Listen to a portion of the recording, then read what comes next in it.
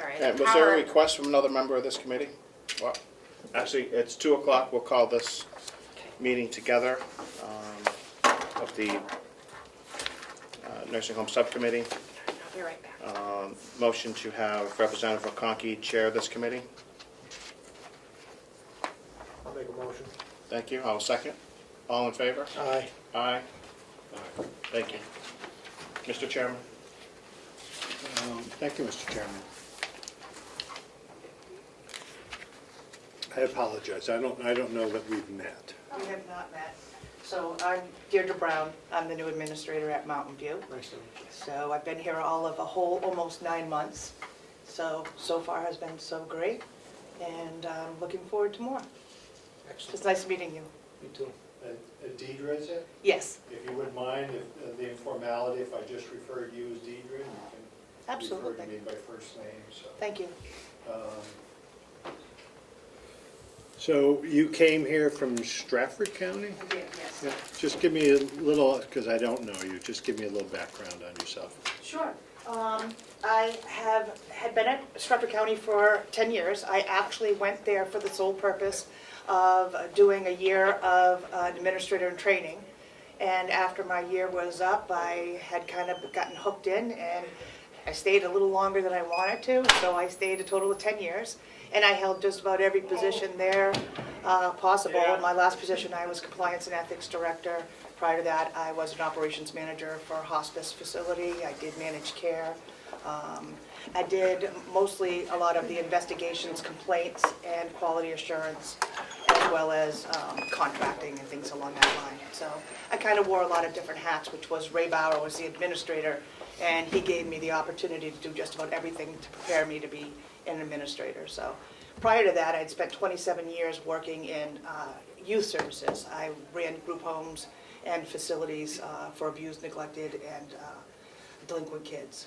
So as I aged, my population aged as well, and so I had for about 10 years before going to Stratford County wanted to work with the elderly, and so I put that in motion, and as I said, I stayed a little longer than I wanted to at Stratford, but that led me here. Nice.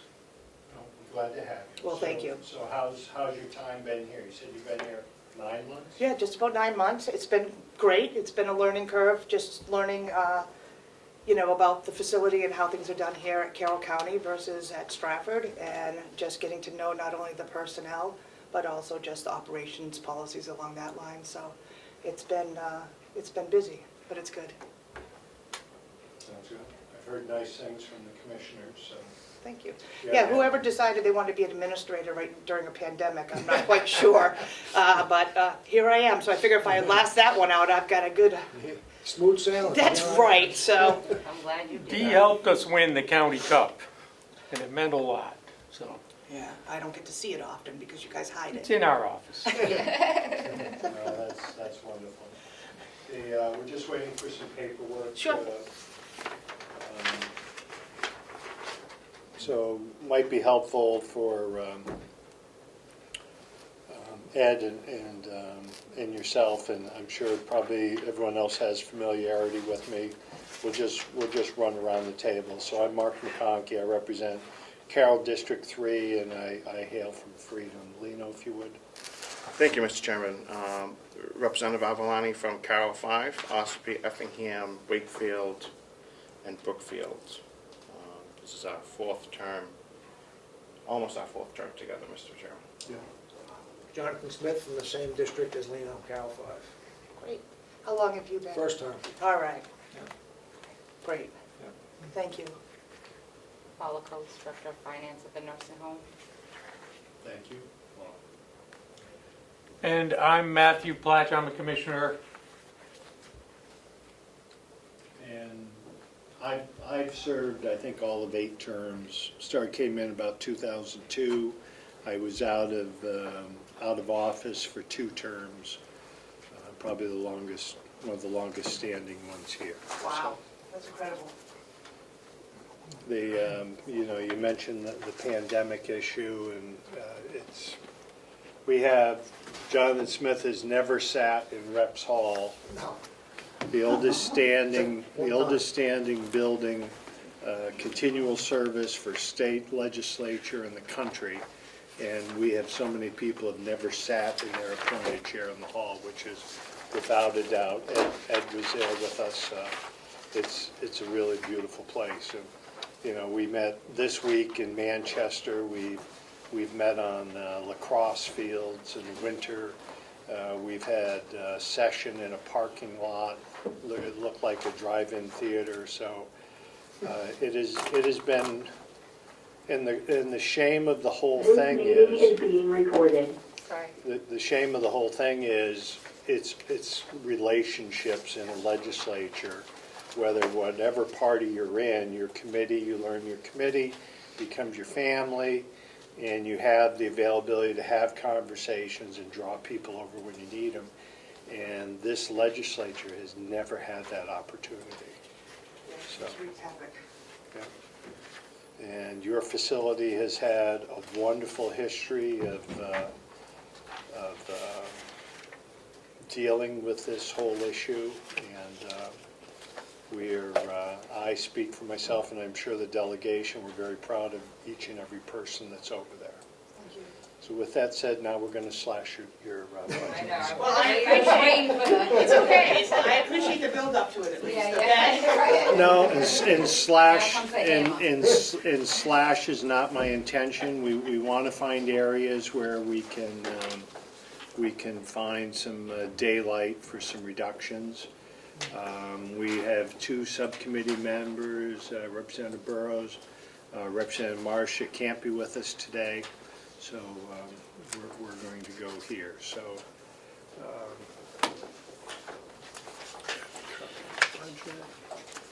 Is anybody on Zoom today? Not yet. Mr. Chairman, Yes, please. could we review the revenues previous before we go into the expenditures? Thank you. Thank you, Mr. Chairman. Can you share that, please? You're sharing one. Of course. This is the revenue. And this was the revenue from last year. From here to there. Yep. So this is Okay. what they're proposing. Here to here is.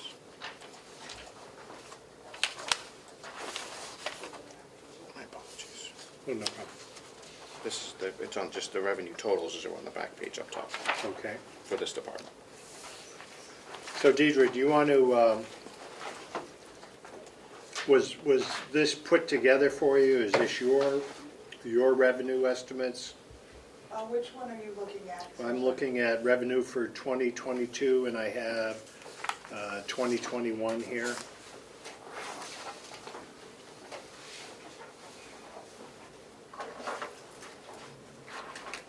I guess what I'm asking, if you could run us through. Sure.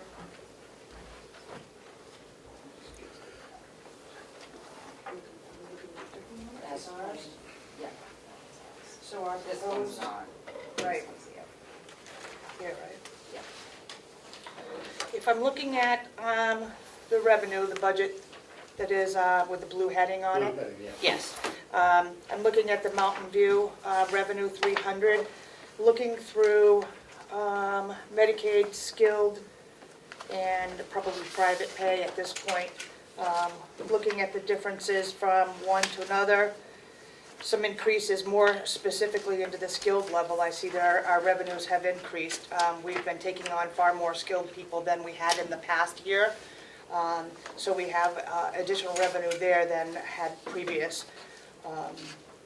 We also had the same with private room and board. I can tell you that our private room and board, we have had made an adjustment to that to increase the rate of that from $340 to $380 to stay more in line with what's out there. It hadn't been increased for a few years. Yes. Zeno? Thank you, Mr. Chairman. The numbers from last year are 3.8 on the Medicaid, and we have 3.7 here. I just want to make sure that you're aware that you have more than what we're budgeting for in 21 for 22. Just looking to make sure we're looking at the same document, because you have the new one that just came today? Yep. Okay, For the this, challenge for us. We just saw it and we operated under our old one, so let me. which is fine, we certainly can, but I just want to make sure that we are Bless you. not making an issue that we had last year. Understood. Thank you. That's why you have us here. Yes, yes, understandable. I think one of the things for us is looking at the residents that we take in that will obviously draw in more of the revenue coming back. As we mentioned, specifically looking at our private pay. That's an area where we knew that we could increase because of the quality of our services and our facility. So I think that's more than reasonable, hopefully even more so. What are you looking at? So I'm just saying, so we went from, year end was 2.9, when I was 3.1 this year. So Right, this is- so we went up about 300,000 on that, yeah, okay. Personal resources, I think If we I are, could just hold up there for a Yeah, moment. please. So, I was not here 2 years back, okay, so, and there was a movement to go away from private room. You found a way to continue that and to actually increase revenue, is that what you're saying? I'm not sure, I wasn't here 2 years ago, but I would not have recommended that we would go away from private pay rooms because our private pay rooms actually bring in far more revenue than our daily rate does. And then in turn also that they also contribute to some of the expenses for themselves that they wouldn't otherwise. So private pay gives us more bang for our buck in Yeah. the sense that we're not having as much expenses as we would be for a straight like Medicaid rate. So I would encourage and support us doing as much as we can for private pay. It's double what we get paid now, and it's also a few less resources that we have to supply to a private pay person. Thank you. Representative. Okay. Thank you, Mr. Chairman. How many private pay rooms do you allocate? Well, it's not an allocation. All of our rooms are single rooms. They're all private. And based on what the needs are in the population of the facility, if we have private pay come in as the same as a Medicaid, they would have the same treatment and the same resources. We have put more of an emphasis right now on taking in a private pay over a Medicaid payment, especially where a lot of our Medicaid people coming in are pending, and it can take an extremely long time to get the Medicaid in place and get those payments. So whatever beds are available, we run right now, I think around 24% of our beds are private pay beds. And so all our rooms could be used as private. It doesn't have any special location or use. So, but all of them are private beds and they could be anything. Thank you. Thank you. Sure, Please continue. sure. Let's see, physical therapy, skilled, Part B. What do you have for your last numbers? You went from, He's skilled, yeah, so we're up a little. slightly, not really intentionally. I think skilled is kind of an ebb and flow, so those will kind of move around dependent on our residents that we have here. Skilled is something that we may actually cut back a little bit on because there are additional costs to us for the services, for medications, for things along that, doctor's appointments and transportation, that it can be challenging at times. So if it will ebb and flow between the two, but my focus would be more on private pay than we will be on like a skilled level, because those are really tied to their therapies. Same thing with occupational therapy, that comes and goes. I don't know if ours, One second. yep, Representative Avalon. Thank you, I'm Mr. sorry. Chairman. No worries. Just so we can get some clarity. The year end was 82,000 for revenue, and the proposed is 90,000 for physical therapy skilled. If you're looking to reduce that, should we adjust that revenue number down a tad and I something don't- else up? I don't think that we would, because although we may look at it differently and take a private pay, that doesn't necessarily mean there are private pays out there. I don't necessarily see that we'll have a huge impact on that. I think if we have the options of taking someone private pay and skilled, we would go a different direction. But I don't believe that that'll be an impact because there are so many skilled out there right now that that may need to be the way we go to keep our population and census up. So I don't see that as being far off at all from reality. It would be our intent to be 100% private pay if we could. It's not going to happen. But if we can try and keep that balance, I think we're still all set for the skilled proposal. Follow up, Mr. Chairman? Yes, please. Thank you. Same thing with Part B. We have 204,000 in actual revenue, and you have 195,000 in your budget. I think what's hard when we do these two, we're annualizing from September. A lot can happen in 3 months. A lot of people can pick up therapy in 3 months that didn't have it prior to. So we give our best reasoning as to what we think we're gonna annualize out at, and that's how we budget for it. I agree, Yeah. as doing it from September. We just want to make sure that we have final and year-end numbers, that everything lines up where it needs to. Right. Yeah. Right. So, because revenue was an issue last year, we want to make sure it's not an issue again. Yes. Understood. Thank you. Good. Thank you, please. Thank you, Mr. continue. Chairman. Nope, thank you, Mr. Chairman. So, speech, let's see, if we're moving down to speech, we have It's pretty much the same for all the almost similar. therapies. Yeah, I think it's pretty similar. The thing with speech, occupational therapy, and physical therapy is that they may come in for one thing, and as they progress and move, there's some sort of an injury or a fall or a change in their health that then requires different therapies. So one person can move through the system of having PT and speech and then need occupational therapy in addition to it, or be released from speech or something like that. So I think this one is pretty much the same with the other two. I think it's fairly consistent. It just will move throughout the course of time and the year, and also our population.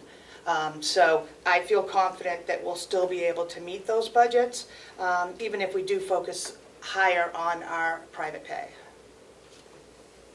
Okay. Lab is, Lab is tied to skilled. We That's didn't tied do- to skilled. Yeah, and that all depends. So we didn't do that much, but I mean, we're not that far off. yeah. Yeah, and skilled and laboratory, those are all kind of things that are tied directly, the laboratory skilled, towards really who we're bringing in, because we're responsible for any of their care, and the skilled portion of it and is billed, but it's not really, what are we, down a little bit We did from last year? 587 Yeah, and we do 880. so I think we're close, it's a $300 difference on that. Probably the big number is, coming up is our pro share discussion. You want to talk at all about that? Well, I think this was discussed with the commissioners. Oh, sorry, go ahead. I know you do.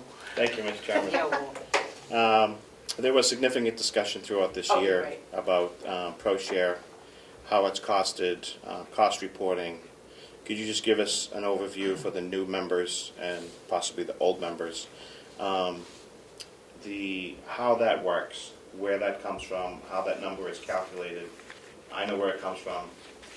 Just give everybody You can go where for it that comes one. from. you mean the pro share itself? How the ProShare comes to the county. Well, it's run off our cost reports, and there's a bucket of money, and then it's divided by counties at a certain percentage, and their formula that the pro share people come up with, which I'm not sure how they do it, honestly. I've never been in that loop as far as the calculations, but, I mean, we did have a long discussion with those, and I know it's based off our cost reports, which we've been working on, and I know we've moved some stuff over for this year to go back into the nursing home that wasn't in, but we're also capturing that from last year because we know, working with Greg and we redid the 2020 cost report, so now he knows what to look for and to pull those other facilities budget that Bob does back over when we do that 2021 cost report. So we're hoping, I mean, I'm guessing that they're gonna use the 2020 cost report for this year, I believe, correct? Is that, yeah, so that one Year should. behind. Right, so that one should be all set. I know we're still in the midst of, Greg had resubmitted that, and I'm actually working with Dawn from the Medicaid office at this point. She's auditing our 2020 cost report, so she'll recapture anything if Greg missed anything. or if she needs to reallocate things, that's where she's working on ours right now. As we speak, I've been working with her for probably the past 3 or 4 weeks, going back and forth with reports. Very nice. Follow-up, Mr. Chairman? Please. The 1.4 million is a comfortable number with you guys, given the fact that we've only gotten 1.2 for 21? I think that was discussed in the commissioner meeting, and that's where they agreed, they felt that we would be okay with. Further? Follow-up, another follow-up, Mr. Chairman? Please. Where are you comfortable with that number, Paul? I mean, I don't really like to budget any more than we got the prior year, but that's just me. Want to play it safe? Well, I'd rather be, under and then get more money than be under all around, so. Right. We want to close that gap a little bit. Right. Follow-up, Mr. Chairman? Yes, please. The cost reporting for 19 was the number that we got this year. The cost reporting for 20 is the number we're going to be receiving this year. Right. The cost reporting from 19 to 20 has increased or decreased? It should, hopefully it should be a little more, I don't know, it all depends what was spent, I guess, what the figures come out on the cost report. 19 included all those figures, I think 2020 was the year that we pulled everything back and separated the budget, so 19 had everything in it. Okay, so 20, Please. so 2020 will have recaptured costs that were removed and, Yes, I don't want to say segregated, but delegated to other departments that Yes. should have been included in this. yes. That's it, thank you. So are we going to, is it your recommendation to use the 1.2 versus the 1.4? It's safer. It's, right, It's a safer acknowledgement based on last year. However, if those line items are put back in and it's captured, then we're talking a $200,000 difference on that. but they were in 2019, and so they this didn't. figure did include it. So then I would probably encourage that we look at possibly a little slightly lower. Yes. Commissioner Pash. Thank you. We set that number in November, before the end of the year. So we didn't have the benefit of the end of the year reporting. We don't know. It's very hard to predict because, so pro share means proportionate share. It's a proportionate share of a bucket of money, and we don't know what the total bucket is. And our proportionate share is not only based on our costs, but the costs of the other nursing homes. If their costs go up, our share can go down. So if our costs don't go up at the same rate as theirs. So it's all proportionate, it's balanced out, and we get a pot of money back, or a portion of a pot of money back. I would recommend you not increase it Oh, no, I don't think anyone. above the I don't think anyone's 1.4, doing that. okay? If you're comfortable decreasing it, that's fine. I think we did find some more recovery amounts. With Bonnie, with our new CFO, we were able to pull in some more costs and attribute those costs appropriately to the nursing home. And we're talking about some administrative costs here. Right. The energy costs were always included, so the big costs were always included. We did find some small additional costs. So, but it was a good sized bump. The $200,000 bump is a big adjustment. So, Well, let's let it ride right now, and let's look at it considering a 1.2. See if we have any cost cutting that may come up during the end of this conversation. So, okay, great point, Representative. Please continue. Thank you. Good tax as well? Yes, you're good? Yeah, bed tax, so that's based on our days, and we get a certain percentage back for every quarter that we file the MQIP.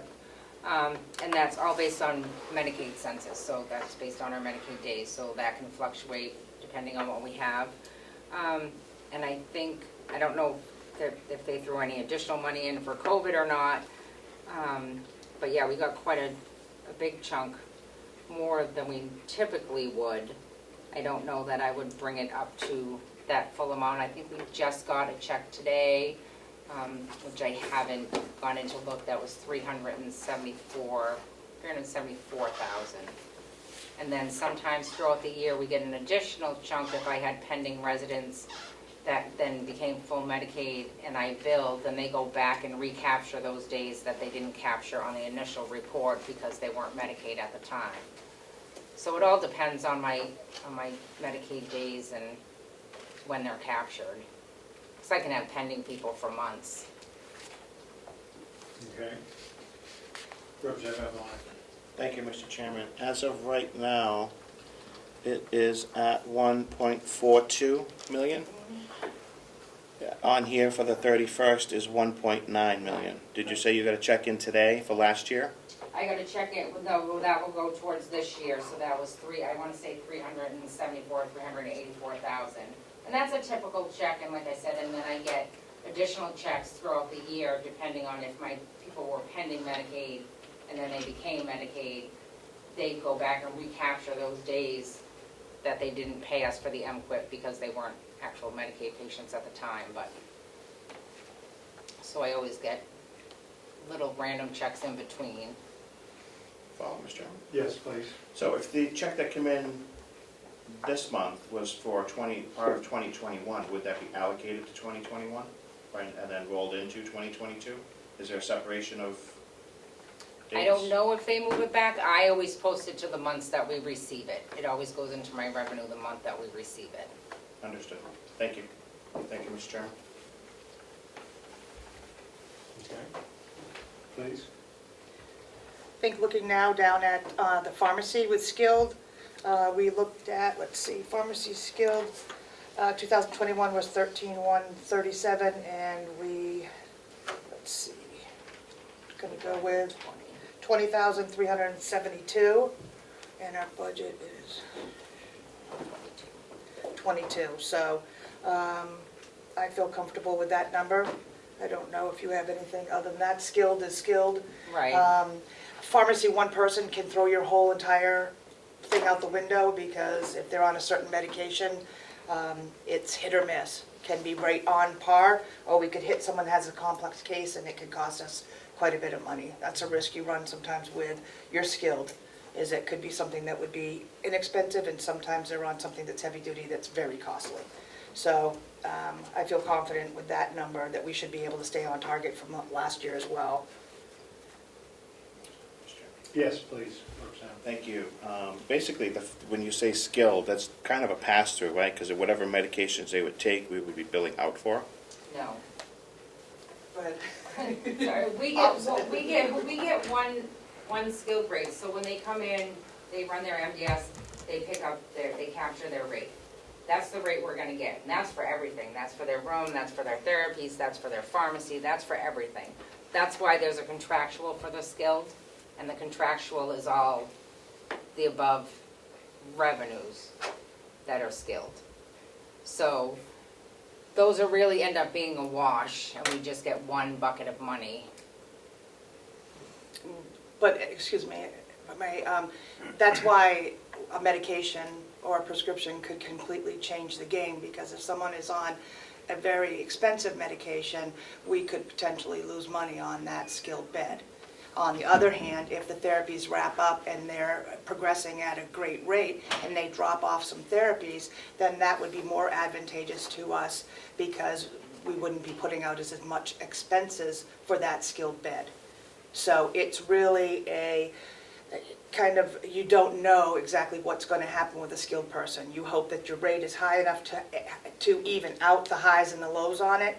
But like I said, one medication can completely throw that budget line off in a heartbeat because we get that one amount. Thank you, Mr. Chairman. So the medications are not billed separately from the room? They're part of a package? Yes, Okay, that makes sense. yes. That's why it's risky. Right. What is, if I could, Sure. so what is your typical residency period? For a skilled, Yes. I wanna say, I'm gonna say like 60 days. I mean, they can have 100, they're allotted up to Right. 100 days, but some of them come in having used days already. So some come to us having already used their first 20 days, and then we have 80 left. It all depends how quick they progress on the therapies, it's hard to And say, dependent but, on what they came in for. right. If they came in due to like a hip replacement or a fall or something, that may be very different than if they come in for a medical crisis. And so some people have come in and maybe do 21 days of skilled therapies and they're all set. Other people with more complex might go higher into the days that they're allotted, but it all depends on what they come in for and what their needs are for therapies. Okay, thank you. You're welcome. And that medical supply for private is what we That's what spend our, Chuck's attends, yes. Yeah, the medical supplies for a private is the things that they would need while they're with us. And that could be anything from hygiene, such as pull-ups, chucks, yeah, incontinence issues. Okay. I don't know what miscellaneous is. Do you? Representative Get Allen. random. Thank you, Mr. Chairman. I just want to follow up. Have you guys reached out to the new contract service over at the jail to try and combine some purchasing power for possible supplies? No, but that has been on my radar since I started here. And looking at ways that we can improve our economy of scale and purchasing power by combining some of us. We're all operating on our own as small businesses and entities, and we're not getting the price we could get if we coordinate that. And I think we've brought that up with the commissioners and talked a little bit about that, about having a centralized purchasing that would allow us to get a better rate. And I know I've talked to Sean a little bit over there at the jail about that and trying to coordinate, because I think we can get better pricing that way, absolutely. Representative Allen. Thank you, Mr. Chairman, because that was part of the conversation when we were having the contract talks with them, and we met with them. And Commissioner Platt was also present about combining some purchasing power to decrease some county costs, but also give them some savings as well, because if it lowers our costs, it's going to lower their costs because they can buy more. So I mean, it's a win-win for everybody, and to get that rolling would be beneficial to everyone. I'm a very strong advocate of that and finding ways that we can combine forces and find the best bang for the buck. And as far as it may be food supplies, health insurance, anything, any way that we can combine our forces to lower that amount of money is best for everybody. So that was on my list of things to talk about how we can improve. Yeah, because I think we were talking about we just looked at the Band-Aids. I mean, if we can save money on Band-Aids, we can save money across the floor. The Band-Aids, yes. But Well, That's what I mean, that's you're what having we those discussed. conversations. yeah, we've been having those conversations, and we think it's absolutely critical, because we can, if we can purchase things, let's say a Band-Aid for, 25 cents for us, and if we put it together, we can do it for 16 cents, then it's a win-win all the way around. And I think it would help all of us, so I am more than willing to jump on that one at any point in time. Outstanding. Miscellaneous, we're down to 1,000, is that what we have on here? Right, that's where we always were. That, the money we got last year was for stimulus checks from the Right. CARES Act. I don't believe we're gonna get any more of those, so I'm not gonna budget for that, not knowing what's coming. But I don't think haven't received any since February of last year, so I don't anticipate any more CARES Act money just randomly coming in. Yeah, and interest income, I don't even know what it said last year. That's at 109. 109, we were 24, 04, 113. Yeah, I Yeah, I think think that's pretty safe. 'cause we that's got pretty safe 1,000. money there. That's not a lot of money, but it looks like it's to be right on par with what we would expect. I don't see any surprise on that line item at all. Income from meals, Representative Avalon. oh, I'm sorry. Thank you. Just a background on that. That is a doobie fund, interest on the doobie fund, or is that interest on a few other? That's interest on the Doobie Fund, that's interest on the cafe account, and that's interest on the transfer account. Thank you. Thank you, Mr. Chairman. Just so everybody's aware of what that comes from. And income from meals we have, The jail. excuse me, The jail. from the jail? Yep. Yeah. Those are discussions that I had as well, and, you know, it's kind of like, do we take money out of our budget and put it in theirs as far as revenues, or it's more expenses that, talking about if we raise our rate for our jail meals proportionate to what our rates are increasing, that would be something that we could do. I've talked with my director about it and seeing what we're paying and what we are selling those meals to the jail for. So that's probably something that would be coming down the line, is to sit down and have a dialogue about that and how we do it. But it's not something at this point, it's in and it's out from our facility, and do we want to tag it on somewhere else? It's there. It would increase the jail expenses. It would increase the jail expenses, right, so it would be. It would increase the jail expenses, so. So it'd just be passed off to someone else, so, that's a discussion too Sean and I have had as well, so we've discussed a few of these things already. The cafe meals, you can just see that's proportionate to, thanks to COVID. We've shut down and not been able to have people in to use the cafe, so it's running far behind. Yeah, we were up to, I think, at 1.80 thousand. Yeah, we're up to 92, I think we had 92,000. 92 in 2019. And now we're down to 24,000, so unfortunately, it's only staff in our building now that are using it, so it's much less. I have my own question. Oh, go ahead, Mr. Chairman. So with that downsize, or, you know, not having a population, what has that done? How's that translated to staffing for the cafe? Well, the cafe is staffed by dietary, and it only has one person that runs the cash register. The rest are the regular dietary staff, and they run the cafe as part of their running the kitchen. So we've kind of reduced what we're doing there. We have like one main meal now that is what's prepared for the residents, and that's provided to the staff, and then they have things by order. But the usage of it is, as opposed to maybe 300-400 meals a day, we're doing probably under 100 meals, because it's just us in there right now. So the staff. Okay, so that 100 meals that you're preparing, do we still have the same number of people that we had when we were serving 300 meals? Yes, because they do double duty. They work in the kitchen and they work a part of the cafe as well, so they're continuing their kitchen duties as well. We've increased and changed some of the things we're doing because we're serving not in the main cafeteria at all, it's all on the units. And so they're still doing the same job they were doing regardless. So we were doing a robust business with the population on campus before. Mhm. You're not able to bring them in, so that's gone. Was there any attempt to do takeout or anything else out there? We have the same number of people. Did we try that? Yeah, we tried that, and we've done it with a few things, like if someone's having a meeting and they'd like it, we've shipped it over and they've prepared it and brought it over to wherever it needs to. I know I brought lunch over to the commissioners one day, or other times they've brought it over, I think over to the court.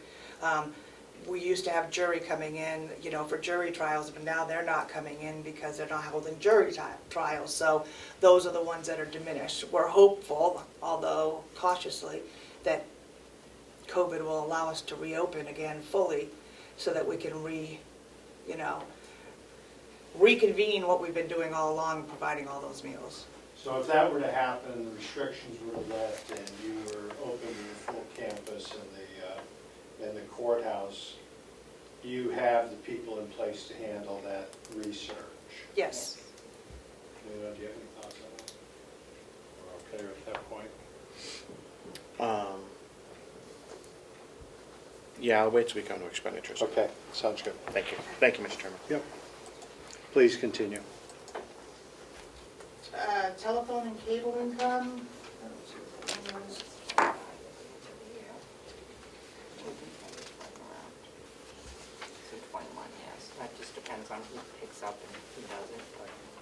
Again, that was annualized.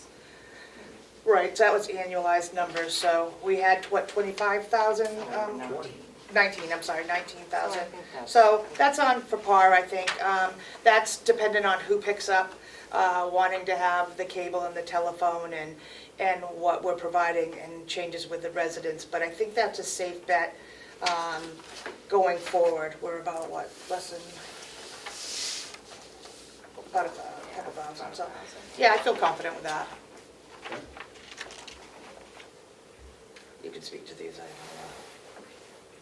Oh, the contractual. Yeah. So the contractual skilled line is all, again, all your skilled revenue lines up there, they're taken back out at the bottom, because we're not gonna get that money. We're only gonna get actually what's in the skilled room and board line.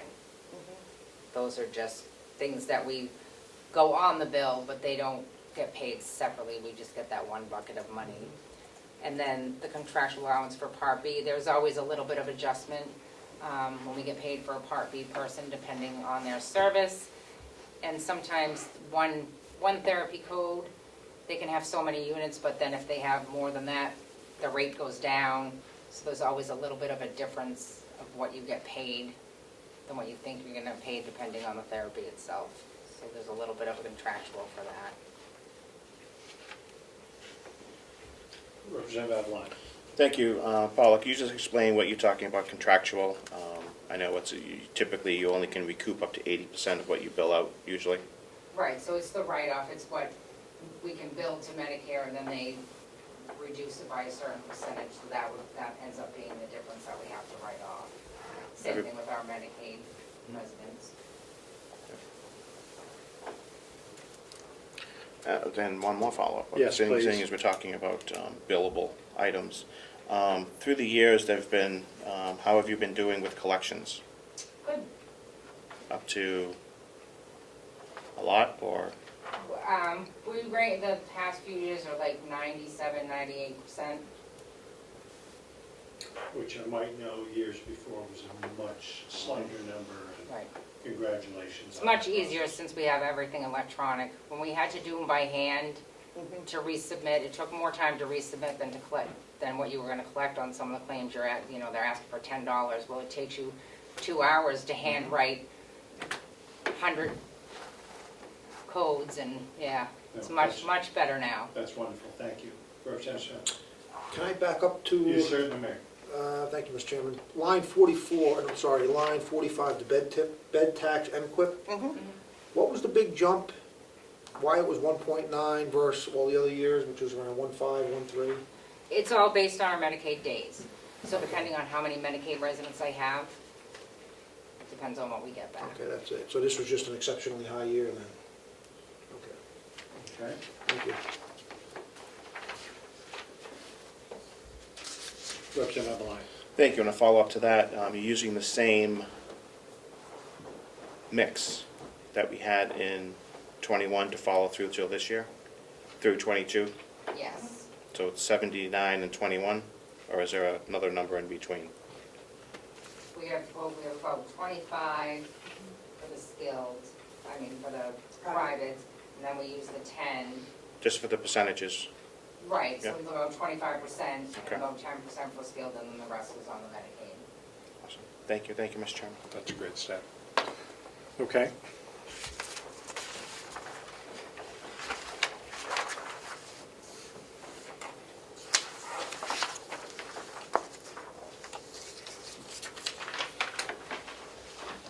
So that takes us through to the total. And so our only question at this point is whether we're going to adjust that down $200,000. I think that was where we were. Okay, so let's go over to expense. This is very confusing, I have two different sets of I numbers know. now. You also have that. Yes.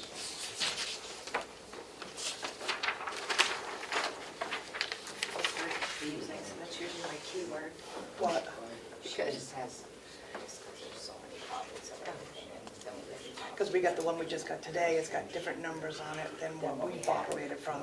They're operating from the new one now, because that's what they have in their hands. Yeah, the one I just ran on the 17th is We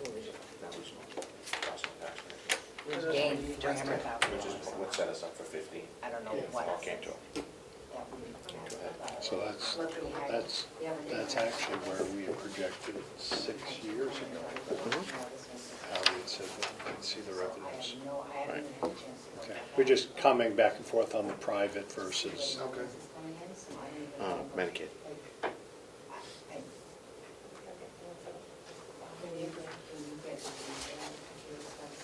Yeah, just because they're operating from this one. Totally different from what I just ran. I apologize, we're Sorry. that's all right. having a little bit of a technical conversation about the fact that the budget that has been, that we have had, we've been operating off of, and the one that you guys got handed today just got to us too, and there are different numbers on it. So we're trying to compare apples to apples Okay. without making it more confusing for anyone, so. This is for the 2021 year end, because I just ran a report from ACS on the 17th, and it said we had $234,000 left over, and this one you got today says we have 500 and something, I believe it is. Right. So I'm not sure, and like I said, they just got this before we came over, so I'm not even sure what lines have changed since the 17th. So that would be on the revenue, not the expense. No, Right. this is the expenses. That's the revenue. Oh, sorry. Oh, it's okay. Just want to make sure I get the right thing you need. Yes, I need. And a definition of what the encumbrances are and what the accrued pay. Sorry. Go right ahead. Thank you. Expenses. And just a definition of what the encumbrances are and the accrued payroll. I can certainly understand if it was an extra payroll for the year, if that was accrued, or if it's an accrued time that we're gonna start banking. I can help. Okay. So the CFO has finished the December 31st, their audit-ready numbers now. And as part of that audit work, she has one column that shows encumbrances from 2020 that have been pulled into 2021. And the accrued payout is because the first pay period of 2022 included some of 2021, a partial week.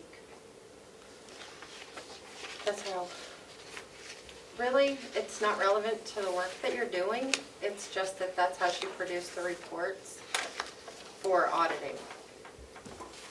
Correct. And Okay. fault, Mr. Chairman. Yes. I just wanna make sure that if the balance is 557 and then we're taking out 196 and then 243, that eats up a lot of the 557, or if the 557 is a net number for the end of the year. It's net.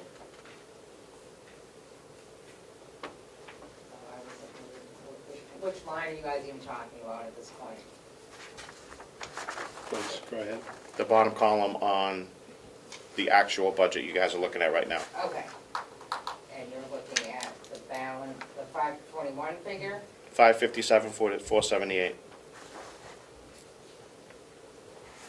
And then to the right of that is the encumbrances, and to the right of that is the accrued payroll.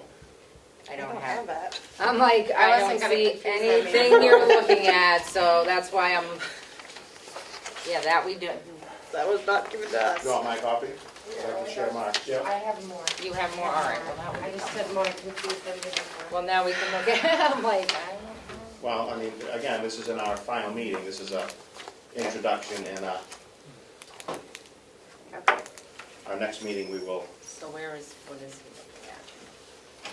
lay out what we expect, and in our next meeting, we'll go over it. The indulgence of the chairman. Bonnie added 2 columns to the, can I have a second with her? Of course. Okay. So I know what they did. So, right, so Bonnie has the end of 2021 number here. These are She's, expenses. yeah, she's added 2 columns, one is encumbrances You're looking at throughout this. the budget. Yes, I'm looking at this now. Yeah, well, they have Boom. 557 growth, that's carried over, From just 2020 spent. into 2021 And what's this pay 243 outstanding. That's, Cool. I think it's 1 week's payroll, because there was 1 extra week of payroll this year. We had this happen a couple of years ago, where they had So 1 that- extra week. These two eat up most of that. That's why I'm trying to make sure that that's a net number, or if that's a gross number, then these have to come out. Yeah, that's a big difference. Right, because it'll depend on what we ask for. Right. Because if we have $500,000 left over, we can certainly find at least, I checked. do you not have it, Matt? It just came out, so. you have one for me? Sorry, I thought I gave it to you. So that's It's this one. 2021 budget Okay. versus actual, so it shows the, Is because it everyone this? was asking for the December 31st numbers, not just the September 30th, because how are you going to base Well, that- anything on that? Right.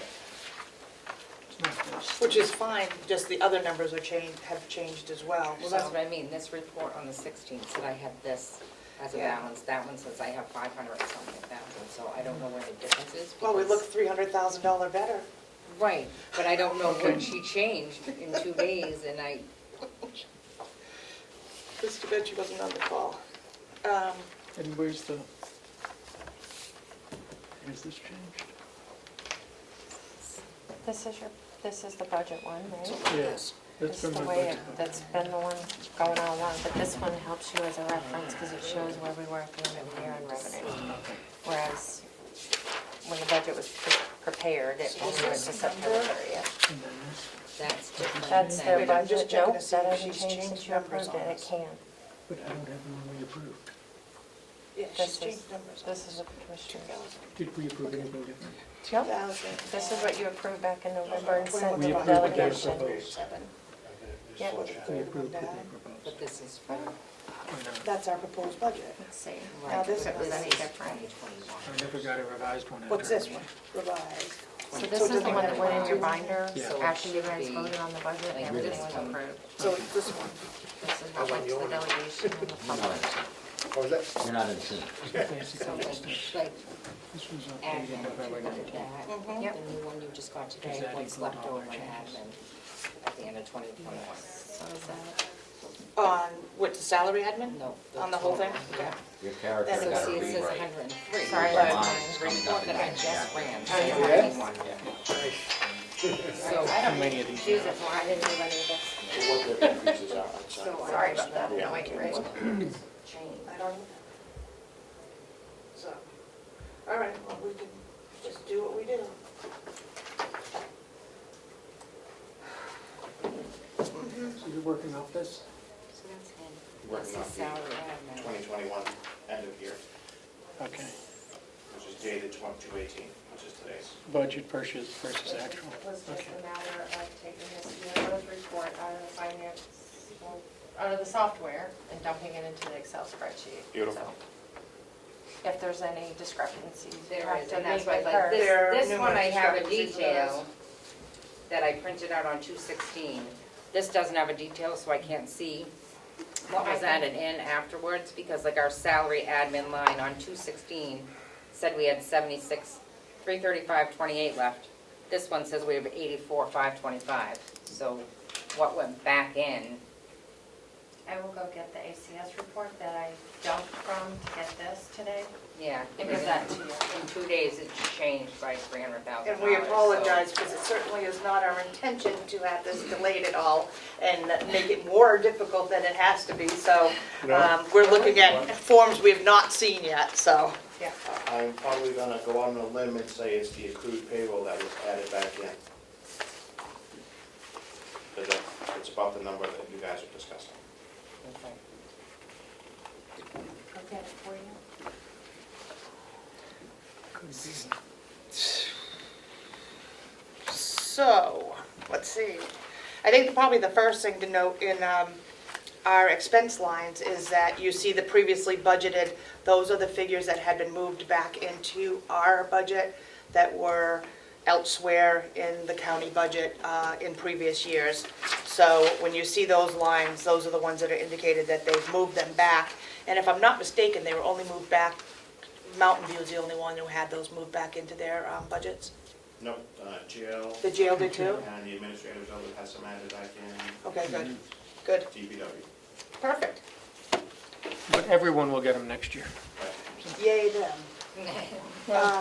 It's it's a more accurate picture when you have all these things included, to be able to see what all your true expenses are as it relates to operating the department. So I think this is the way it should be. If we're looking like in our administrative line item, I think we could just start off with, Representative Avalon. yes. Thank you, Mr. Chairman. Just an overview of your budgets and where the increases are and why they are there. Okay. and then we'll just take it from there. We don't need to go line by line. Perfect. That would be way too long. Yeah, if you look through our budgets, you're gonna see that most of our increases are in, maintenance, we have a significant jump in dietary, we have, for $20,000 because the age of our equipment is getting to the 10-year mark, and so it's needing more, care than it has in the past. That's on the, dietary has it in theirs, under number .082, that we proposed a $20,200. That's a big jump for us there. We also had some jumps in supplies. Food supplies and paper products have gone up. So our budget has gone up to reflect that in some ways. You'll see that in dietary as well as in maintenance. I think as far as admin goes. Yeah, The only thing, we put another additional $1,000 for office supplies, just because the price of everything is going up. Additional office supplies.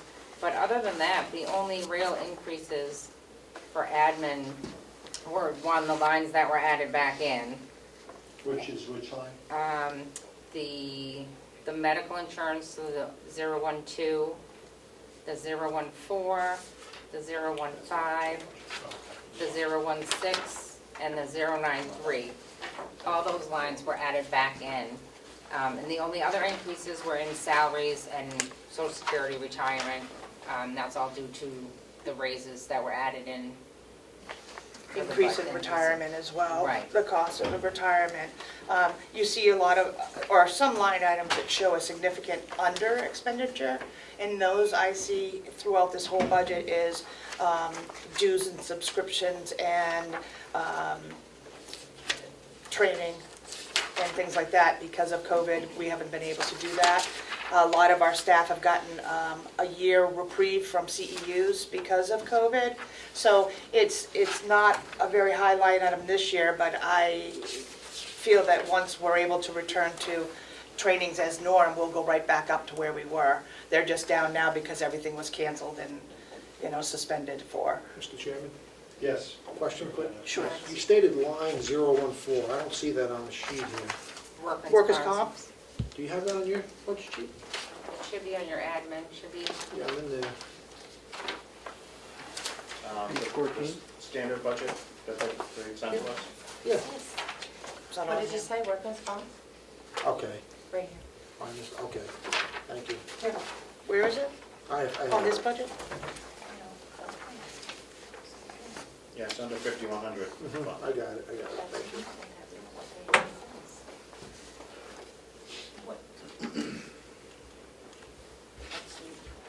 I don't have that on my budget at all. This is different. I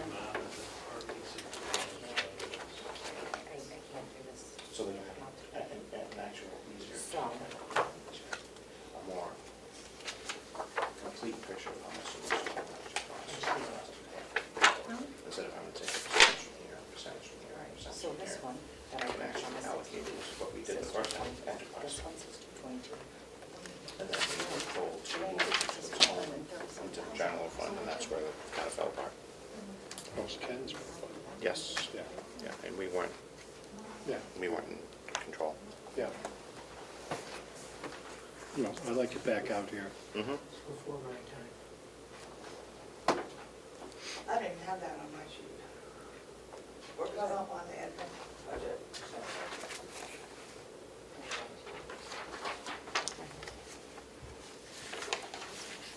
Yeah, but that's on, this is the new one. That's the new one, because that's the old one. It's 2021.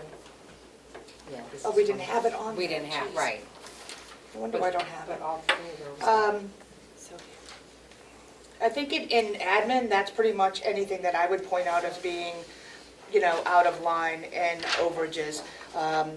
I think even when I started talking about dietary, I think those are the areas where I also have said that we would have some change in our budget as far as food costs, our consultant fees. Just want to make sure I'm comparing the right things to right things. we had only spent about 76% of it and had 5,000 left on it. So that's going to go back up once our consultants are able to come back into the building and do the things that they've had to do. Most of our consulting and our dietary for menus and for making sure that our nutritionist is covered has been done remotely now since then. So it's a little bit different than a hands-on, on-site review. Okay.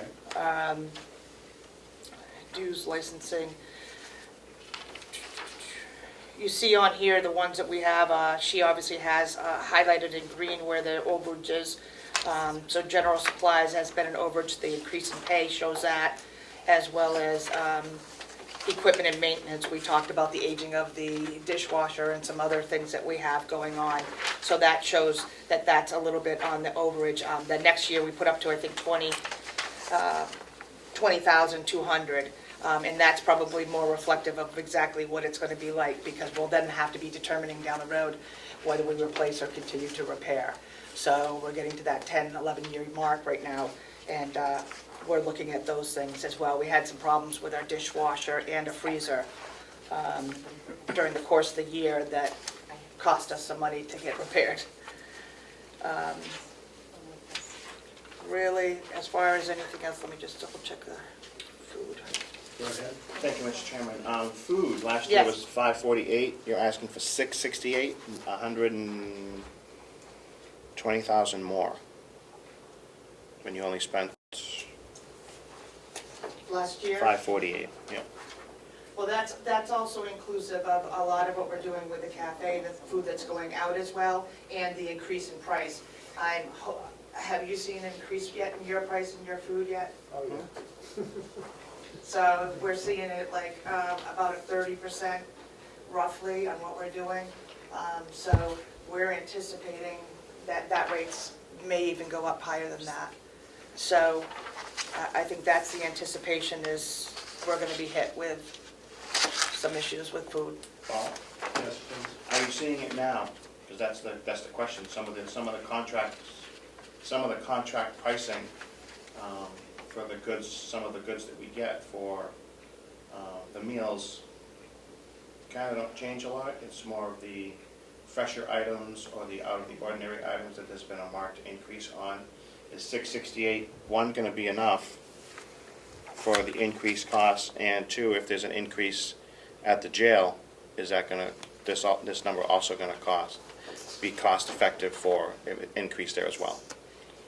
What we've seen is a slight increase, a little bit later than we anticipated. I think we anticipated the increase coming in a few months earlier, but we're starting to see it. A lot of our challenges are the availability now with the contracts that we have and the products that we're getting.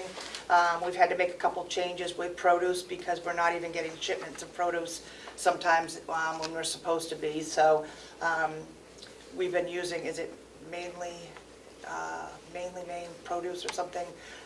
We have a contract with, but they were going through another vendor, and we had a lot of problems. We stopped receiving our deliveries altogether. So, we've actually had to run to Hannaford's for supplies, onions, or things like that. Or we're having problems with getting beef right now. So I think that it's a jump in the cost. I believe it'll be enough, and I hope so. One of the things we've done is we've done large orders, and we've stockpiled some of the supplies that we have because we have that additional freezer in the annex, and we've used that to stock up on some things that we feel may not be available down the road, and then that would cover us for about, I think we said 60 days with the jail as well. And so we're trying to catch it while it's low and keep it that way, but it is definitely creeping up, and the availability is probably our biggest challenge. So we've gone more vegetarian because we have to. One question, Mr. Chairman? Yes. When you say contract with food, is it secured pricing, or is it any of it fixed? Some of it is fixed, but a lot of it is dependent on what we're using and how often. If we change our terms, then we're kind of getting what we can. Right now, it's kind of, we're looking at changing our whole vendor relationship because of our ability to get things. It's kind of hit or miss lately, I'll be really honest, if we're actually getting our deliveries as we should and at the price and quality that we should be getting it at. So we've had to fill in a lot of gaps with other things versus if we're ordering beef and we can't get beef, we're living off chicken basically. So that's what we're getting right now. Yes, Representative. Thank you. The, staying away from the names of the companies. Has this been thoroughly vetted with the 3 large food vendors? It has, but I've asked that we go back and approach again and see what we can come up with. So it hasn't been done recently, and so I've asked our dietary director to look into all available resources to compare and possibly come up with something better. So I think now's the time we have to shop elsewhere. Because I know that there are certain companies that cater to healthcare. And again, quite possibly the new contractor at the jail, if they're providing some type of food service in their other locations or anything like that, if there's another contract company, that might be able to turn you to a particular vendor that might be more stable Yes. for receiving at least the commodity items, to make sure that the meal plan is sufficient for our residents. Absolutely. And I'll have Chris follow up with Sean as well and try to coordinate that. Thank you. Thank you, Mr. Chairman. Thank you. I think we talked about food, we talked about equipment maintenance, nothing there for the new equipment. Nursing obviously is our biggest and most expensive line that we'll be discussing. So the problem with nursing, if you all know, there's a major shortage right now in nursing. It's worldwide, it's been ongoing, then you throw in a pandemic and a vaccine mandate, and it's a recipe for a lot of open positions. I think if you've been paying any attention to the news or the local things that are going on, nursing homes are struggling right now because of lack of staffing. We are no different.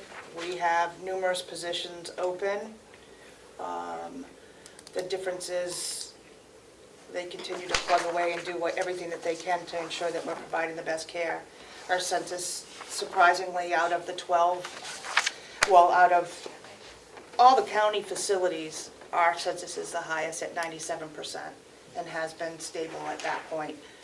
Most of the other facilities waver between 50 and 60% occupancy. So there your revenue is down significantly. If you've seen anything about Belknap County or seen anything about Coos County, they're in some pretty bad shape right now, and hopefully they'll be able to get out of it. But it's a very difficult time for us to bring in new staff. It's challenging. We've lost some people recently, and the staffing is what makes Mountain View who we are.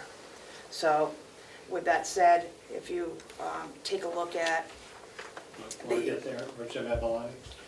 Thank you, Mr. Chairman. Is there a set number of positions with dollar values next to them and a set number of supervisory positions with set dollars next to them?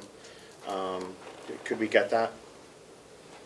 A personnel breakdown Yep. without names, Yep. just by position, Yeah, we can absolutely do that for you. for a base salary, and then to make sure that we're budgeting for the correct number of employees? I have that Has already names on done. it, right. Nope, I have one that does not have names on it, so I can email that to you. Okay. Yeah, and if you get that and you need something changed on or an additional column or something added into it, just let us know and we can put it in. Well, thank you, Mr. Chairman. I just want to make sure that we can capture the costs correctly. If there's extra positions or unfilled positions, we can make some adjustments.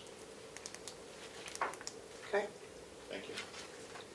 And we do have some positions that are vacant. We do have positions that we've been unable to fill for quite a while. And I would also anticipate, to be very frank about it, is that it may be challenging for us to fill them in any time soon as well. That being said, I'm certainly willing to put that on the table and talk about where we can save and cut some money as far as expenses go for the meantime. I'm just concerned for the long run when we are able to get back up and get going again, if we are then going to handicap ourselves to be able to be fully staffed. This year is an unusual year, so we may have the ability to do some of that. I just would hate to see it prevent us from going forward in the future when we're ready. Representative. Thank you, Mr. Chairman. Delegation's always been well aware of the increase in cost for personnel. We've made some adjustments this year outside of the regular budgeting process, and I think if there was an additional change that would be necessary in the future, future delegations would be open to that. However, we can't tell the future delegations what to do. So I would think that what we do here today to try and save some money, I don't like the word cut, but to reduce some taxpayer burden would be the best thing to do right now, seeing as everybody is facing the same challenges. Understood? Understood. Representative Thank you, Smith. Mr. Chairman. I just got a question. Your overtime expenditure was $294,000. Is that primarily due to the COVID over the last 2 years? Is that a normal, or is that an excessive amount of overtime? I would say that, let me just see, you're looking at nursing overtime line 05? Correct. Yep. I'm just making sure that I'm looking at the same numbers on both sides. 2020 was 314. 314, and we came in at 315? 5140, yep, 005. Thank you. I'm just wondering, each of the last 2 years is close to 300,000. I don't have the snapshot prior to that, so I don't know if that's because of COVID for the last 2 years to make up for short staff. I would say that it would be a combination of COVID, but also the shortage with nursing, with the nursing shortage, as well as I guess just saying, just the pay rate is lower than it is for some other facilities, and so we've had a harder time maybe bringing some people in, and that's resulted in us having to use larger amounts of overtime to ensure that we're covering the floors adequately. Thank you.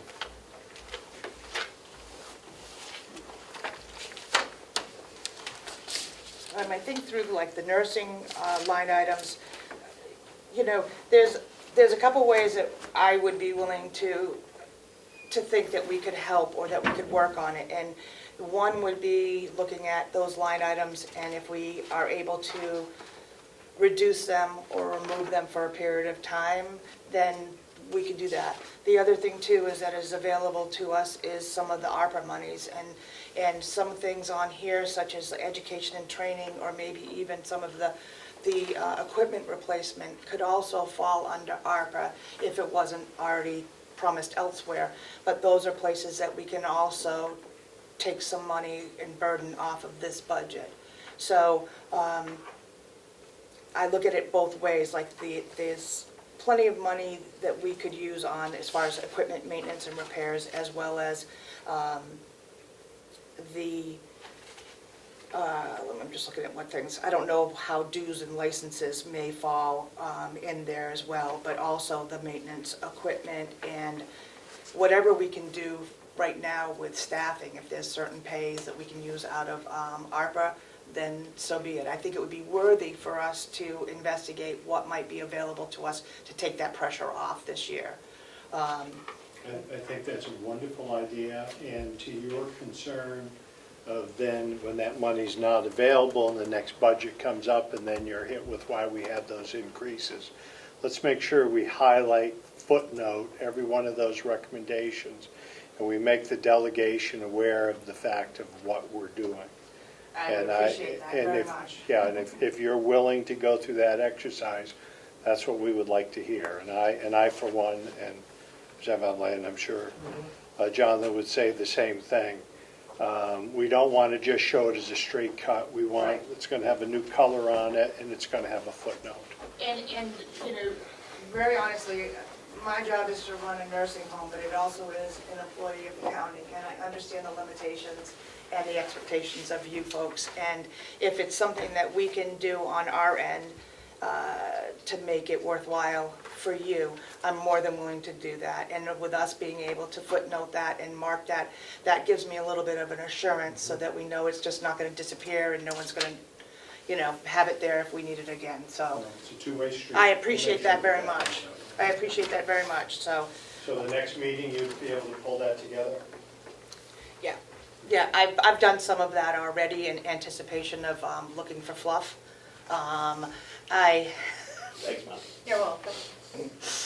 I went digging for all the fluff I could find and have come up with some ideas, but I would be more than happy to look at things going forward for the next Sounds good. Couple years. Let's pull it together. Yeah, and our goal here is to provide the best service we can and meeting the constraints of the county as well. And so if we can marry that, then we're all happy. No, we're all happy. So, having said that, I think you see just throughout the budget that some of that hasn't been touched because of COVID. Some of the overages, such as overtime, are really based off of being understaffed and not having those positions full. Agency staff down at line 023, I don't even like to see an agency line item because the cost is exorbitant to us. If we could have our positions filled, we wouldn't have a need for any agency staff at all. Representative Avalon. Thank you, Mr. Chairman, and I'm glad you touched on that, because that was a large, very large number a number of years back, very large. $500,000, $600,000 So I'm glad that we've made a lot, again, working together with the delegation and the commissioners, and your predecessor, Mr. Chandler, worked to get that number down because we were receptive to saving money on that line, but also making sure that we have the proper number of employees that were compensated according to what they needed to be compensated. Right. And I would fully support that. I think that spending 3 times the amount we would need for an aide, just to have an agency person, makes very little sense business-wise and even continuity of personnel when they're shifting in and shifting out. It does not benefit our facility. Agreed. Thank you, Mr. Chairman. Also, we're working on for per diems to offset some of that agency cost. Has that list been maintained, or have you guys grown that list, or have you moved some of those people from per diem to possibly, part-time or full-time regular employees? Is that something that's still ongoing? Yes, and yes. So we've seen just about everything. Per diems have left. For whatever reason, per diems go on and get a different job or a full-time job. Some stay on forever and will be happy staying as a per diem, but some stay on in the hopes that they're going to be hired on full-time, which we have done. So I think a healthy per diem bucket is very important. Right now, it's more challenging during this time because we've lost a lot of people who have other priorities that take them away during COVID, and that's been a challenge. So some of our per diem list, I think, is smaller than it may have been in the past, and if it has been, it needs to grow. I think that's the best way of avoiding overtime and agency. Thank you, Mr. Chairman. There was a discussion a couple of years ago about working with some of the colleges to try and get some, sign on some staff or do a little, whether it be, work study or anything else that they needed to do, that they would come to the nursing home, and possibly we could encourage them to work at the county instead of going into a different kind of practice. Are you looking into that as well? I haven't looked into going to the colleges, but we have offered, looking at right now, school to do their clinicals at our facility, specifically for people in the field. And we just had a meeting this past week to continue that dialogue and to say, their instructor would come with them, but they'd be able to work within our facility, which would ease a little bit of the stress for us, and then hopefully would be a recruiting forum for us to then bring them on long-term. Thank you. Thank you, Mr. Chairman. That's good news. Mr. Chairman, one quick Yes, question. Representative. What's the cost per hour for the agency staff, roughly? Roughly, it's about, for an LNA, it's around $50, $55, can go up to almost 70. With a nursing staff, it's well over, I haven't used one recently, but I would assume it's well over $100. And when you're talking about that, you're talking now about, that's 3 positions for one, agency person. So it's great because it's available in a pinch if you're really stuck, but long-term, it's just depleting your resources to bring on other people on board. Okay, thank you.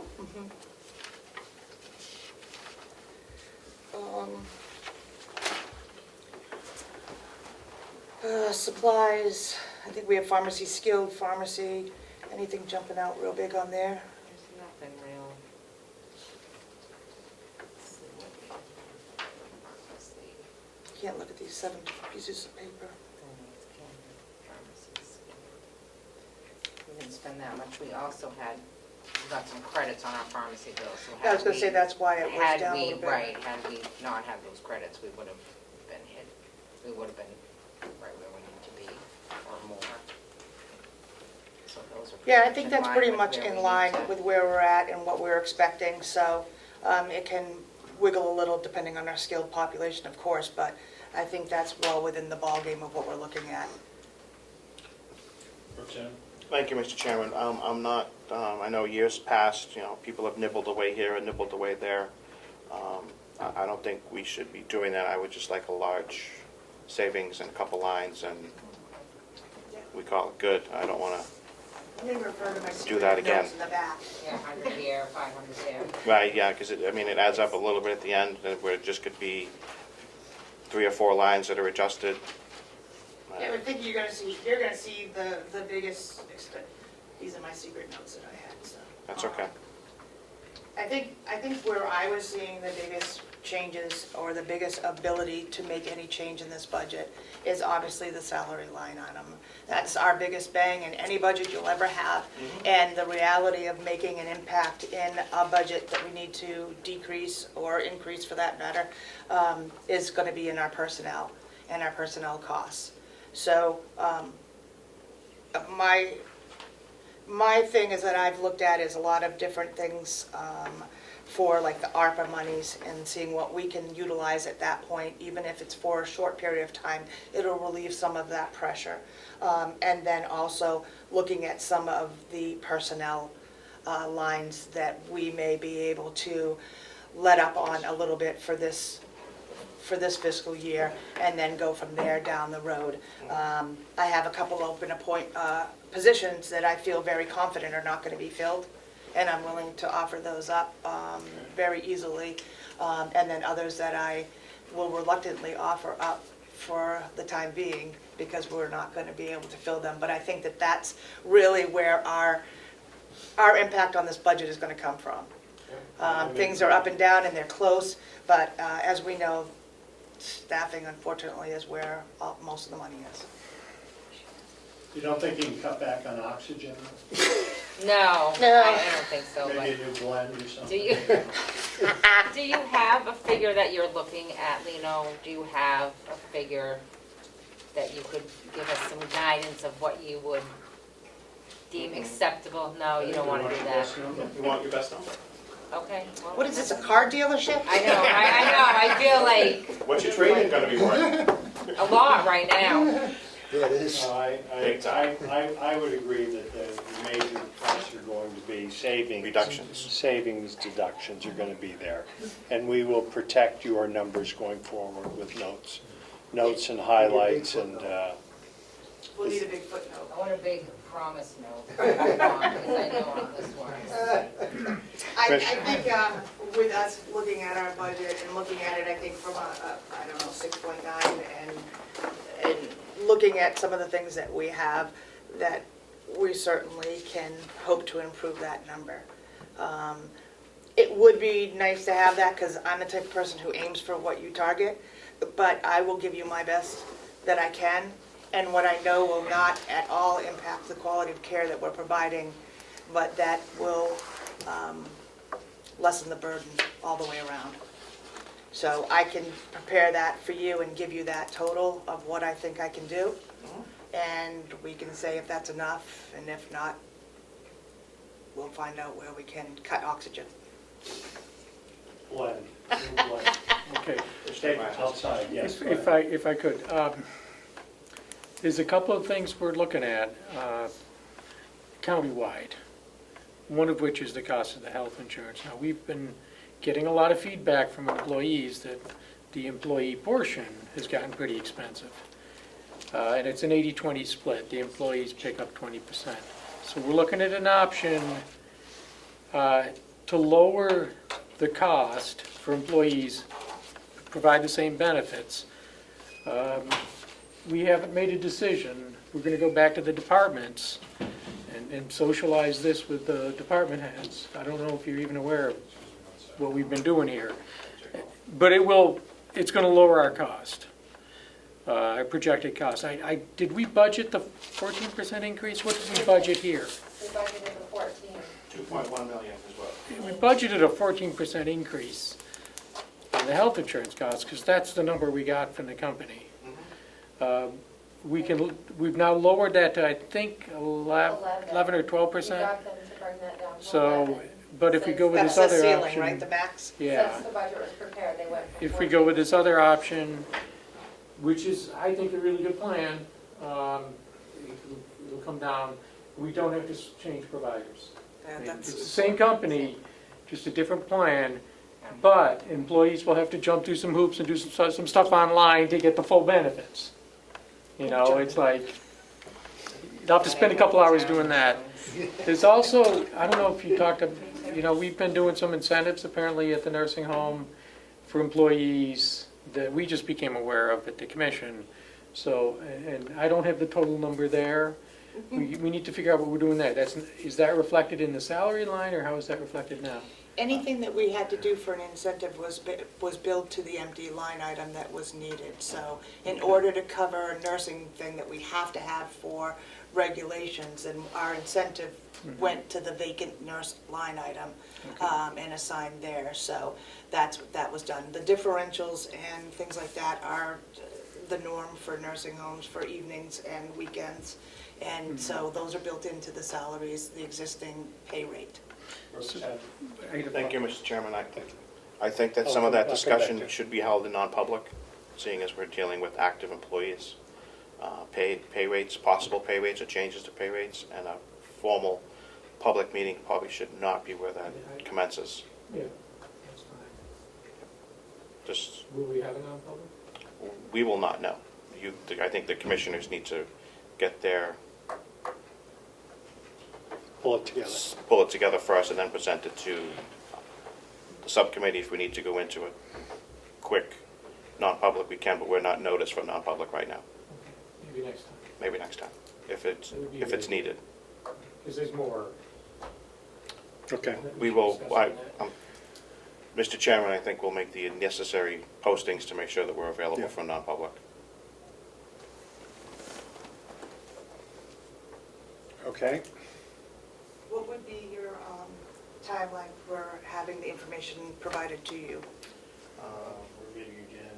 We're meeting on Friday as a full delegation to go over the our previous work session, and I'm pretty sure, other than some small odds and ends or some adjustments that the commissioners would bring forward, your budget will be the last. So I'm thinking maybe 2 weeks. Shoot for 2 weeks. Shoot for 2 weeks. Is that enough time? Yes, I just want to make sure, I'm going away March 5th, so maybe that week prior to, we can do that. So that would be Earlier on in the week. whatever at your convenience. Commissioner Platch has a question, Mr. Chairman. Yes, go ahead. No, that's just coming up pretty quick, the March 5th. Is that 2 weeks? 2 weeks from today is the 2 weeks plan. from today. Yeah. So, Maybe we meet on Monday, the 28th. That's fine, I'm here for you guys, so I can make that work. Does that give the, how about the following week? Well, that'll take us into, Because I don't, with the indulgence of the chair, that would give the commissioners only one meeting to, they would be 2 weeks. they I'm might sorry, need, they might need two. so you're saying the 20, no, you don't have much time between now Commissioners and meet then. on the 4th as well. I return on Tuesday the 15th. I'll be back in the office, just, That's gonna be too late, isn't it? No, if the rest of the budget, I think, would be finalized prior to, we would just have the nursing home to finalize and present. That would give us 2 weeks from the return of the administrator to get it done. So, March 18th? Would that give you enough time if you're back? absolutely. Would it be okay to schedule a meeting the week of the 5th before you go to present your numbers? We can go through that, and that way we can I'd be more than have happy to them do that. prior to, and any other suggestions the commissioners might have by then for health insurance lines or anything else like that. Thank you, Mr. Chairman. So we're Apologize. thankful, no, not at all, thank you for that. Knowing the schedule for the delegation, all is very good information. So you're looking for a meeting on March 5th and a meeting on March 18th? Probably the the date? 3rd, 5th is a Saturday. 1st, 4th is a Friday, and the 18th is a Friday. maybe the 1st or 2nd in the afternoon, just another quick afternoon meeting Okay, March 1st or 2nd. to receive numbers and go over any other questions we have, or if there's any other guidance that they would need moving forward. Or if you tell us that we gave you too much fluff and you're gonna let us keep. Yeah, we could fill the can back up, so, Jonathan's gonna bring the bread, I'm gonna bring the peanut butter, you bring the jelly. They're gonna We've bring got the fluff. Stop with the fluff. all right, all right. So does that give you enough time and direction then? Yes, Okay, I've already started that process, so I will continue it. all right, sounds good. Anything else necessary? Yes, Please? Mr. Chairman. Environmental, is there an increase of one position?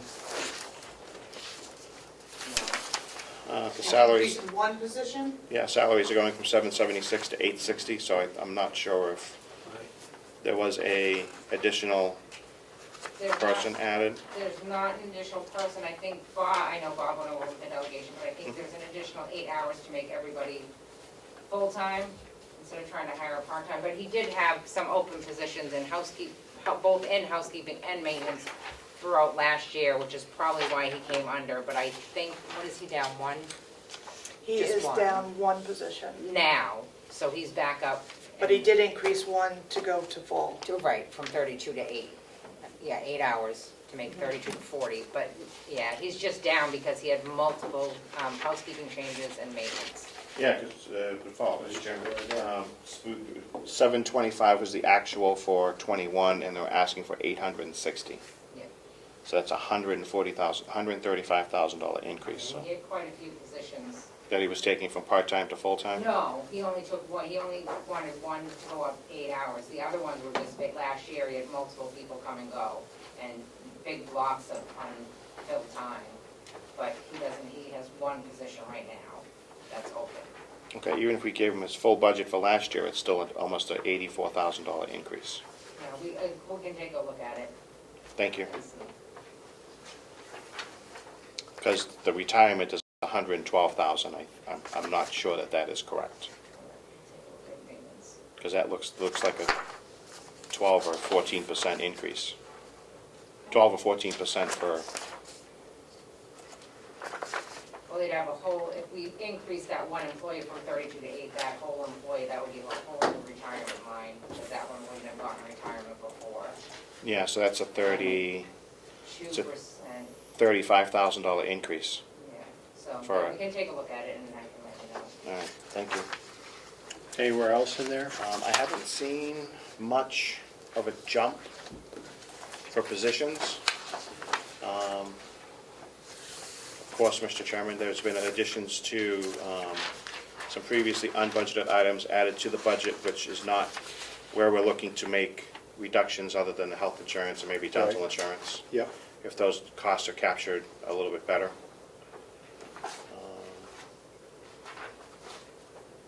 Everything else looks like it's regular, just increases through raises and just contractual adjustments. And a follow-up, Mr. Chairman? Please. The contract that was negotiated, are you guys bringing that forward? We want to take a look at that today. Do It was you emailed. have I it? sent it out in the email to the change of changes. Did you all get it? You should look at it today. Yeah. If you can, do you have it? I can go grab you a copy to go by. I did email it out to them. Yeah, I just wanted to, Do you have it? I don't have mine with me. Okay, I'll go with grab the, yours. Yeah. just the highlights of it, the overall cost and changes and things like that. And a one pager with highlights. Yep. It's Please. about a 5% increase in salary. in pay. How many years? One, year. we're trying to get on a cycle off of everyone else's, so we did 1 year to put it so that we're not going the same time as the jailers, the sheriffs. We're trying to go different, stagger it a little bit. So, oh, Just quick question. I reviewed the paperwork that Melissa sent over, and I saw you giving $1.75 per hour per employee flat raise. yes, that's what they wanted. That's what they wanted. So what we did was, we had proposed,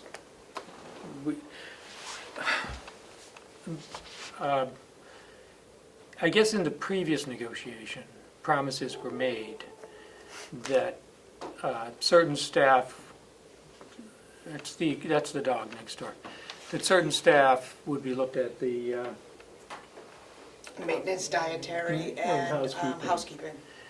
that they would, we'd focus on that bump. What ended up happening is, we agreed on initially a pool of money, the 5% increase, and they wanted it allocated the $1.75 an hour to everybody. So the people at the lower end of the scale got a larger percentage raise than the people at the high end. And they're happy with that, so. I assume that's to improve retention with some of the positions, I would imagine, by getting the lower scales up. Yes, absolutely. One of the big things for us is that our starting pay is significantly lower than some of the other facilities. So keeping our staff is the most critical because we're having a hard time bringing some people in. Our starting wages are less than the Dunkin' Donuts down at the corner or something, or the market, and trying to make it competitive so we can draw people in. That's been probably the biggest challenge, and I think will continue to be our biggest challenge. The benefit package is one thing, but the cost for healthcare is pretty high, and a lot of the staff that come in initially are young, some are single parents and things like that, and that finances are very tight right now. And working in a nursing home is not the easiest thing these days. But they're also not compensated well. And I think that contributes to our open positions. So Jonathan, in your review, were you? Yeah, I mean, I'm looking at the bullet points right now, they're all reasonable, and I think that was the big question I had, why the 175 across the board, but that makes sense to bring the lower paid workers up and the higher paid workers aren't gonna get a bigger increase, so I mean, that seems to be the help with your problem. Representative Avalon? Thank you, Mr. Chairman. Are the commissioners looking at making some adjustments possibly in the next budget to do some wage adjustments for the lower end people to make us more competitive with the outside market? I think Please. we're going to need to. When we negotiated this contract, the 5% looked like a big raise. It's less than the cost of living last year, so we're going to have to. It's coming. The employees that's the most important asset we have. And, in addition to the 5%, we did the ARPA stipend. We handed out about $500,000 in ARPA money as a stipend as well at the end of the year. So we're right at the beginning of this year. So, we've dipped into the ARPA money to reward our employees, so. Go ahead. Thank you, Mr. Chairman. Was that done by a flat rate per employee, or was that done by seniority? Was that done by length of service? There was a length of service requirement that everyone, it was a flat rate, and part-time employees got less than full-time. Thank you. And that proposal for what you're planning on doing, have you got to the point of announcing what that's going to be yet? It was announced, it was done, it's been done. been done. Melissa, it's been paid Oh, out, yes, hasn't it? yeah. It was Beginning paid of out January? in January. Okay, In January? thank you. Wasn't aware of that. It's not in here. For the ARPA. The ARPA stipend was paid out in January. So that's not reflected in this budget? No, No, ARPA's done off It's not part of the budget. budget. No, it's not. It's No, it was all not off part of the budget. Follow? Or pondering? How to word it. If it was sent out as a stipend, so it would be a side, was taxes and retirement taken out of it, or was it just a one-time payment? I believe it was. It was Well, subject, Taxes were taken out. it was Everything was subject taken to out. all of that, out of ARPA as well. Yeah. They took them. I know what he's thinking. I'm just wondering where it came from, because we weren't asked for any transfers yet. I don't know where it came from. I just, yeah, I just know that the ARPA is being, I think ARPA came from Tracked federal separately. government. Couldn't you just use the ARPA funds to pay those with the employee withholdings?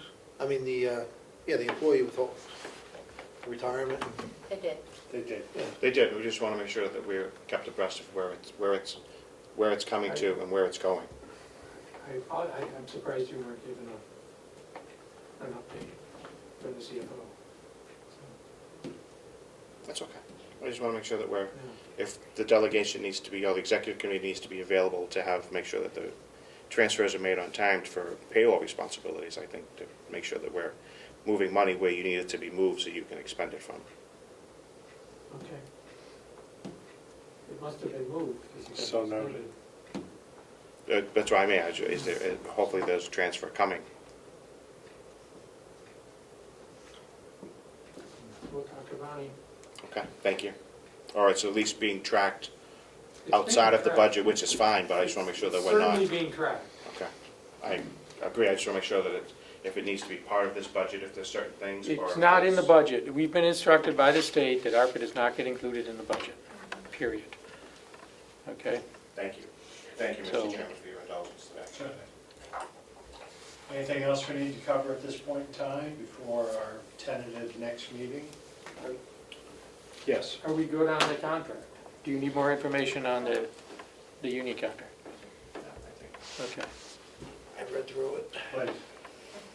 Thank you, Mr. Chairman. I think that the contract was well negotiated. The commissioners set a number for a reasonable number of expectation for increases. The union worked that number for the benefit of their employees, and I don't see the delegation